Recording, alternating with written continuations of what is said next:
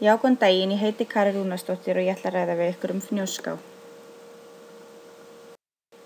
Fnjóská er vatnsmikil dragá sem rennur norður undir langan Fnjóskadal og Dalsmynni í Eyjafjörð skammt frá Laufási. Áin er 117 km að lengd og telst vera 9. lengsta á landsins. Upptök hennar eru í Bleiksmýrardrögum á Sprengisandi inn af Bleiksmýrardal sem er vestastur og lengstur dalanna 3 sem liggja til suðurs inn af Fnjóskadal.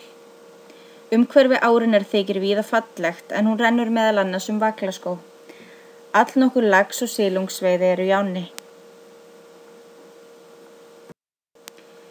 Á þessari töflu má sjá fjöldi veiddra laxa frá árunum 2004 til 2012 og þar má sjá að árið 2010 veiddist mest af löxum eða 1054 laxar en minnst árið 2012 eða 266 laxar.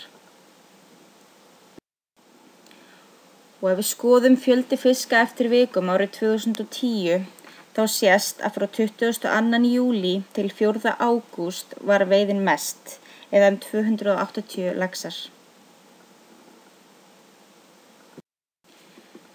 Áinni er skipt í 4 veiðisvæði og ef við sjáum fjöldi fiska eftir veiðisvæðum þá sést að mest veiddist á veiðisvæði 1, síðan veiðisvæði 2, loks veiðisvæði 3 en minnst á veiðisvæði 4. Ef við skoðum hlutfall fjölda fiska eftir aðferð þá sést að mest veiddist á flugu en minna á spún og maðk.